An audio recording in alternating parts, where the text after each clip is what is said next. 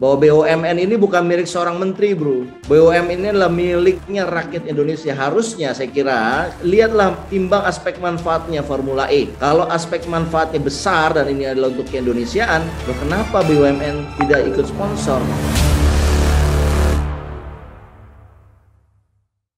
Oke, pagi ini kita akan memulai JS Atas. Seperti biasa, host bisa menampilkan video terlebih dahulu.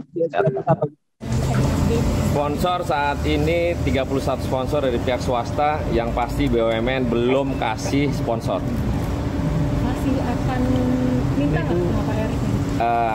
Ya sudahlah, kalau nggak kasih mau diapain, nggak dipaksa. Tapi yang pasti BUMN per hari ini belum memberikan sponsornya.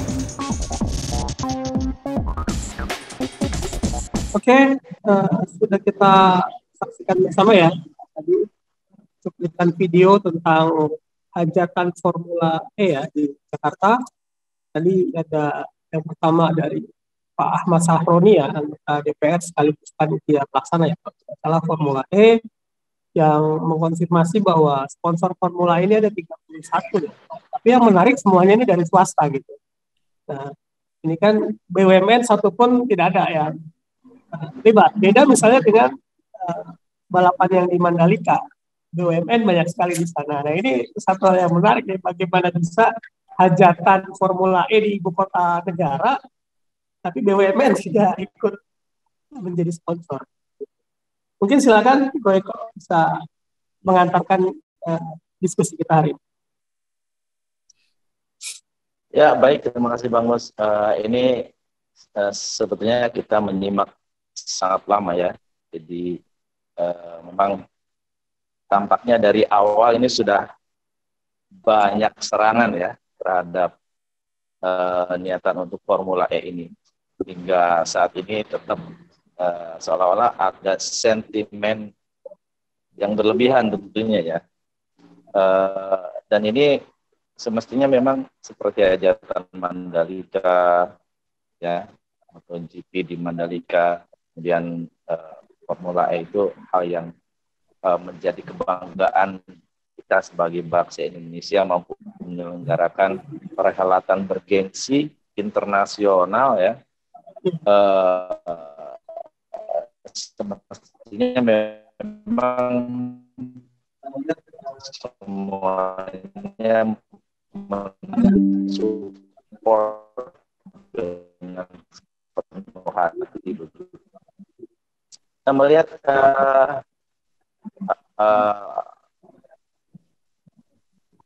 Mandalika ya, Suaranya Mandalika kita tahu bahwa Breko, suaranya agak putus-putus, Breko. BUMN mensponsori hingga 3,8 triliun dan untuk Formula ini nol ya, kita tahu nol, dan ini Sinyalnya putus-putus kok. Nggak bisa dengar kita. Ya, mungkin sambil menunggu Breko, Bang Matur bisa langsung menanggapi ya apa yang terjadi nih di hajatan Formula E ini. Silakan. Yang pertama, Formula E ini adalah satu bentuk pengenalan Indonesia ke negara luar ya.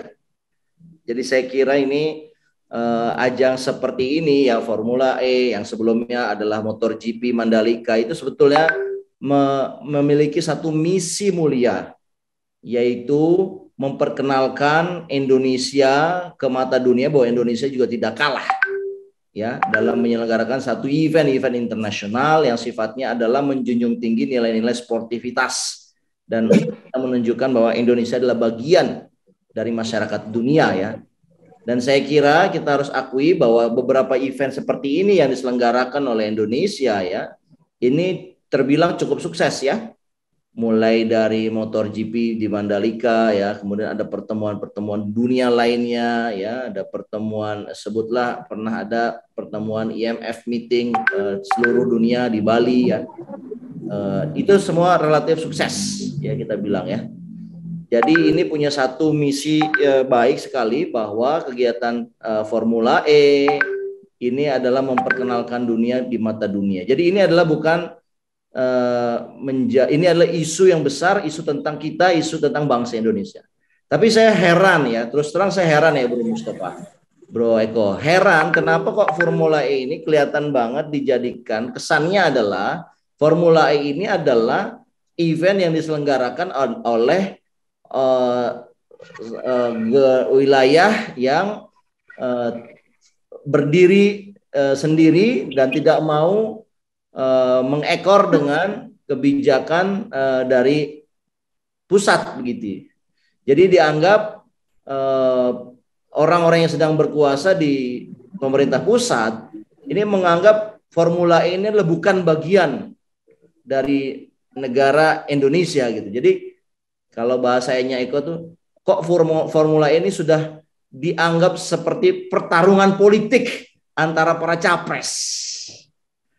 Ya, saya kira kok ini satu pemahaman yang sempit dan bisa apa yang disampaikan oleh Bro Eko ya bahwa Formula E ini adalah pertarungan politik para capres, ini terlihat ya bahwa Formula E ini adalah inisiatornya adalah Anies Baswedan, Gubernur DKI, dan Menteri BUMN Pak Erick Thohir juga berencana running sebagai calon presiden. Dan pada akhirnya ya sampai hari Kamis saya kira 2 Juni itu data dari ketua panitia menunjukkan bahwa Formula E sama sekali tidak dibiayai, tidak disponsori oleh BUMN. Nah ini menarik ya, mungkin bisa disampaikan ada beritanya bahwa kalau kita membandingkan antara Formula E dengan MotoGP misalkan, kita punya ada 16 ya daftar sponsor MotoGP, itu 8 diantaranya adalah BUMN. Bahkan kalau dilihat dari nominalnya, harusnya ada gambaran grafisnya ini, bahwa BUMN ya itu memberikan sponsor kepada MotoGP itu hampir nilainya itu, sebentar saya lihat dulu datanya, nilainya itu hampir 1, berapa triliun ini sebentar. Oke. 3,8 triliun. Ya. Ini kontribusi BUMN yaitu dana CSR kepada MotoGP 38 triliun. Sementara ya Formula E yang sama-sama mengharumkan Indonesia, BUMN 0 rupiah. Dan sponsornya yang sudah terdaftar 31 itu ternyata swasta semua. Nah ini kan ada satu pemahaman, ada satu penafsiran bahwa jangan-jangan ya para capresan ini membuat Indonesia ini tidak melihat ya pola pikir pencapresan ini, tidak melihat mana kepentingan keindonesiaan, mana kepentingan yang sempit gitu. Seolah-olah karena Formula E ini adalah inisiatornya adalah capres pesaing saya, maka dianggap kurang penting bagi BUMN yaitu di bawah koordinasi saya untuk memberikan satu sponsorshipnya. Itu menurut saya kalau seperti itu sangat picik sekali ya. Bahwa BUMN ini bukan milik seorang menteri, bro. BUMN ini adalah miliknya rakyat Indonesia. Harusnya saya kira kalau kita boleh ngasih saran kepada Menteri BUMN, saya kira karena lihatlah timbang aspek manfaatnya Formula E. Kalau aspek manfaatnya besar dan ini adalah untuk keindonesiaan, loh kenapa BUMN tidak ikut sponsor? Saya kira kita sarankan Pak Menek BUMN ini belum terlambat karena eventnya kan baru besok ya, 4 Juni. Ini belum terlambat ya Pak Erick Thohir, silakan telepon Pak Anies Baswedan atau ya sebaliknya lah saling berkomunikasi bahwa ini adalah kepentingan nama baik bangsa dan negara. Bayangkan kalau hospitality dalam Formula E ini rusak. Yang rusak itu bukan nama Anies Baswedan, yang rusak bukan nama DKI, tapi yang rusak adalah masyarakat Indonesia citranya. Jadi saya kira kita tidak boleh berpikir sempit. Marilah kita berpikirin untuk keindonesiaan bahwa citra Formula E ini adalah citranya bangsa Indonesia secara keseluruhan gitu. Ya, jadi apa ya? Di Indonesia memang hal-hal yang mustahil terjadi gitu ya. Jadi bagaimana ada 2 event yang sama-sama mengharumkan bangsa, padahal kan misalnya anggaplah yang Mandalika itu kan jauh ya di Nusa Tenggara Barat, tapi sponsornya sampai 3,8 triliun uang BUMN. Nah, ini motor apa? Formula E ini di ibu kota Jakarta gitu, ibu kota negara, tapi zero. Eh, ada sponsornya 0 rupiah ya dari BUMN. Gitu. Menarik. Bahkan tidak hanya itu, kabarnya Sahroni menceritakan listrik saja pun harus bayar secara full gitu ya. Dikenakan biaya secara full gitu, sebagaimana kegiatan kepanitiaan swasta lainnya gitu. Ya, saya kira sih amat miris ya melihat seperti ini, Bro Mustafa. Inilah bukti bahwa memiliki jiwa kenegarawanan itu ternyata tidak mudah. Ini tidak serta-merta orang yang berada di pucuk pimpinan tertinggi, baik itu di level presiden ataupun di level menteri, level gubernur, itu otomatis memiliki jiwa kenegarawanan yang besar. Itu ternyata belum tentu. Ya, buktinya ada pola pikir yang menurut saya picik sekali gitu loh. Karena dianggap ini eventnya lawan politik, ya udah nggak usah bantuin gitu. Ini kayak seolah-olah politik telah menyebabkan satu persaingan yang tidak sehat, yang pada akhirnya bisa merusak nama baik Indonesia kalau begini ceritanya ya. Ya, saya kira ini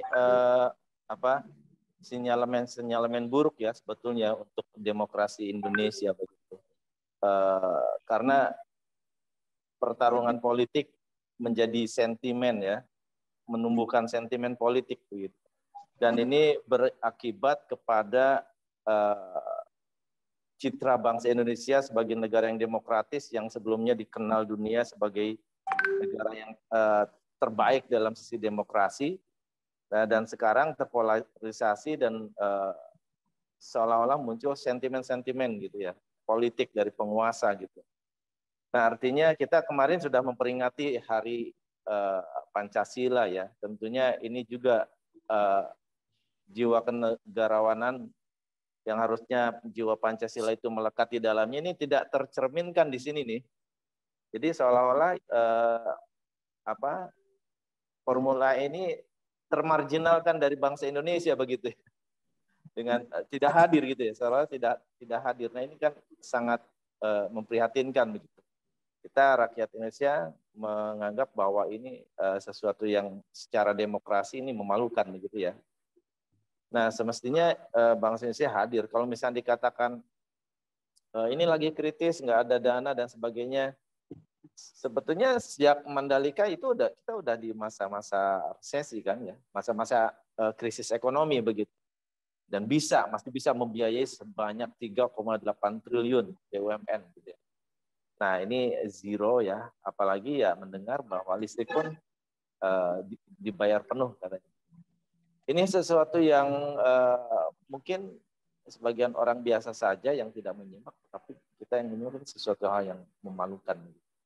Nah, gimana Bang Matnur, kalau melihat sinyalemen antara perhelatan ini dikaitkan dengan masa depan demokrasi Indonesia, kalau mental seperti ini gimana nih? Apakah kita punya optimis gitu bangsa ini akan hebat nantinya? Gimana Bang? Ya, kalau kita melihat begini ya, satu event yang sebetulnya nama baik Indonesia dipertaruhkan, tetapi di dalam negeri kita pada cakar-cakaran hanya ingin menunjukkan bahwa saya adalah calon presiden yang hebat ya, atau saya bisa menghalangi, menjegal calon presiden yang lain, kita cakar-cakaran kayak begini, lantas outcome-nya yang kita akan dapatkan apa? Yaitu kerusakan bangsa Indonesia dari dalam, dan itu bisa menghancurkan eksistensi kita sebagai bangsa. Ini persoalan serius loh, bro.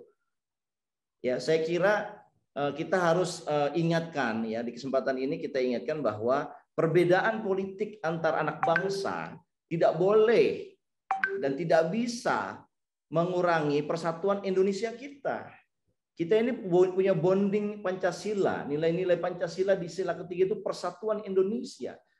Toh pencapresan ini kan sebetulnya perbedaan pendekatan untuk membangun bangsa, untuk mesejahterakan rakyat. Jadi ini persaingan antara capres ini baik ya, dalam arti masing-masing ingin menunjukkan bahwa punya satu cara yang lebih baik untuk mesejahterakan rakyat Indonesia. Tetapi dengan cara menghalangi satu event ya yang biasa ada kegiatan event ini karena ini adalah panitianya adalah Menteri BUMN, para BUMN ikut semua di situ untuk memberikan support CSR. Ketika ini adalah lawannya Menek BUMN, ya, yang berpotensi lawan, ini masih berpotensi loh, belum jadi kandidat beneran, belum. Ini baru berpotensi. Maka BUMN direktur-direktur yang nggak ada satupun yang melirik Formula E ini. Saya kira ya ini saya memberikan teguran ini kepada tidak hanya kepada Menek BUMN, ya, kepada seluruh komisaris dan direksi BUMN itu. Kalau Anda melihat as company, as profesional, bahwa event ini punya unsur-unsur keindonesiaan, ya harusnya Anda memberikan kontribusi yang sama seperti Anda memberikan kontribusi untuk event yang serupa tanpa pilih kasih. Nah, saya kira ini kok saya katakan ini belum ada kata terlambat, ya. Kita ucapkan terima kasih buat Pak Sahroni karena sudah mengungkapkan ini ke publik. Kita jadi melongok begitu loh. Ini kok satu event yang sebenarnya sangat baik, ya. Ini coba dilihat ada tayangan nggak? Jadi Formula E ini, ya, adalah seri ke-8 tahun ini. Ya, kita lihat negara-negaranya. Ya, kita lihat bisa nggak ditayangkan? Bahwa event ini adalah event seri ke-8. Ya, sebelumnya ada di Meksiko, ya. Dan Formula E ini kan beda dengan Formula One, ya. F1 itu memang balapan di sirkuit khusus. Memang didedikasikan sirkuit itu untuk balapan. Tapi Formula E ini tidak di sirkuit khusus, melainkan di jalan-jalan umum, jalan-jalan besar di kota-kota besar yang sudah diberikan batas, safety-nya sudah dihitung, dan itu sebetulnya lebih banyak kepada untuk memberikan citra bahwa negaranya infrastrukturnya welcome terhadap event-event seperti ini. Bisa diperlihatkan nggak, Bro Ilham, Bro host? Ada, tadi udah ada. Belum ya? Ya, oke. Sayang sekali ya. Saya ingin menunjukkan bahwa ini adalah event-event yang sebenarnya sudah cukup baik, ya. Kita lihat misalkan di 28-29 Januari 2022 adalah di Riyadh, Arab Saudi. 12 Februari 2022 di Mexico City. Ada juga di China, di Roma, di Monaco, di Jerman. Dan setelah di Jerman 4 Juninya itu ada di Jakarta, Indonesia. Dilanjutkan di Kanada, ada di New York City 16-17 Juli, ada di London, Inggris, dan ada di Seoul, Korea Selatan. Jadi ini negara-negara ini, tuan rumah Formula ini menunjukkan bahwa kita adalah bagian dari masyarakat dunia. Sama seperti MotoGP sebenarnya. Ya, kalau MotoGP-nya begitu sukses, harusnya event seperti ini juga kita sebagai anak bangsa tanpa melihat perbedaan politik lah. Ya, mari kita sukseskan karena ini adalah event di Indonesia gitu. Dan saya kira ini kita ingatkan ya kepada seluruh pihak, dan saya kira ini saatnya ya kalaupun seandainya Menteri BUMN dan para BUMN tidak memberikan bantuan, saya kira Formula E tetap berjalan, dan ini membuktikan bahwa event seperti ini kalau memang bagus, ya, swasta dan kita semua masyarakat publik akan mendukungnya. Dan bukti dukungan publik apa? Seluruh tiket Formula E itu sudah habis. Ya. Pembalapnya sudah tiba di Indonesia semua, tidak ada yang berhalangan, tiketnya sudah habis.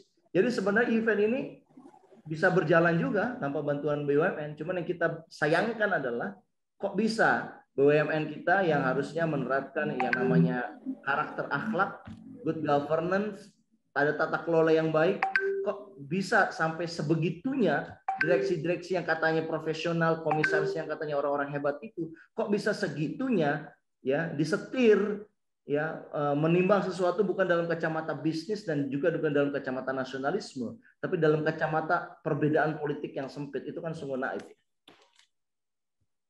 Ya, ini mungkin apa istilahnya? Kita ini mungkin yang pertama dan mungkin yang terakhir ya. Kalau misalkan tidak hebat gitu ya, tidak sukses gitu. Kalau misalnya sukses dan memberikan impresi yang besar, kemungkinan ada Formula E kedua, ketiga, dan selanjutnya. Dan saya lihat kalau misalkan ini bagus tanpa BUMN ya, kalau seandainya memang ada persaingan politik ya, kekhawatiran Anies muncul sebagai sosok yang diidolakan gitu ya. Nah itu justru kalau seandainya dia dibiarkan, kasarnya dibiarkan sendiri dan Formula E ini sukses, justru akan lebih bersinar dan lawan politik akan lebih tampak buruk gitu ya. Tapi kalau misalkan ikut serta semuanya, memperlihatkan bahwa bernegara itu penuh dengan ketulusan, tapi bukan dalam arti ada kepentingan lain begitu ya. Karena kalau misalkan dalam demokrasi pihak yang ingin berkuasa artinya ikut dalam pemilihan ya untuk menjadi penguasa, kalau misalkan ada sentimen-sentimen yang sifatnya tidak kontradiktif dengan kepentingan negara, artinya kan masyarakat akan menafsirkan bahwa itu ada kepentingan lain, tidak tulus untuk membangun negara, tapi untuk kepentingan segelintir atau pribadi atau sekelompok orang begitu. Kalau memang tulus, pasti ini akan suportif ya, sifatnya itu suportif. Saya berpikirnya seperti itu, Bang. Iya, ini juga kelihatan ya dari komentar-komentar yang ada di kolom chat ya, ada Rifki ya, DRSMN, dia bilang lama-lama politik nyebelin ya gitu. Menjijikan katanya, teriak NKRI harga mati, mana keindonesiaannya ya. Terus ada Ridwan Arifin ya juga komentar, nggak apa-apa rakyat sudah maklum kok tentang piciknya penanggung jawab BUMN, nanti aja ketika rezim ini lengser sebaiknya seluruh pejabat BUMN yang saat ini menjabat diganti karena sudah pada belagu ya. Saya kira itu komentar yang masuk akal, sangat masuk akal. Dan karena apa? Karena dia yang tampilkan di muka publik itu kepicikan, kesempitan gitu loh. Nggak melihat satu garis besarnya gitu loh. Ini saya kira kita juga bukan apa istilahnya banyak di antara kita ini belum tentu mendukung Anies untuk 2024 ya. Betul. Tapi kita kira ini kan event besar. Ini mengharumkan nama bangsa. Ya, contoh lah founding father kita. Bagaimana ketika mereka berbeda pendapat ya di forum-forum yang resmi memang tempatnya untuk berbeda pendapat di sidang DPR konstituante misalkan. Ya, tapi mereka begitu di luar sidang, ya mereka malah menunjukkan sisi kemanusiaannya ketika ada yang sakit dia kunjungi, ketika ada yang belum bayar listrik dibayarin. Itu kan satu keindonesiaan yang indah gitu loh. Founding father kita itu telah menunjukkan perbedaan politik itu tidak menghalangi nilai-nilai kemanusiaan. Nah ini bukan hanya nilai kemanusiaan saja yang hilang, tetapi perbedaan politik ini telah menjadikan nilai keindonesiaan kita juga hilang. Kok bisa gitu satu event yang sebenarnya ini mengharumkan dan ini adalah sangat nasionalismenya sangat tinggi. Inilah kesempatan kita mengatakan kepada dunia bahwa Indonesia adalah negara kuat, negara hebat, negara yang bisa memberikan hospitality yang baik kepada orang lain. Kok malah kita nggak mendukung? Apalagi ini perusahaan negara, ini bukan perusahaan nenek moyangmu, ini perusahaan negara, perusahaannya rakyat Indonesia. Anda tuh cuma di situ karena dititipin, dan kalau Anda nggak beres juga akan dimintai pertanggungjawabannya, baik itu di dunia ataupun di akhirat nanti.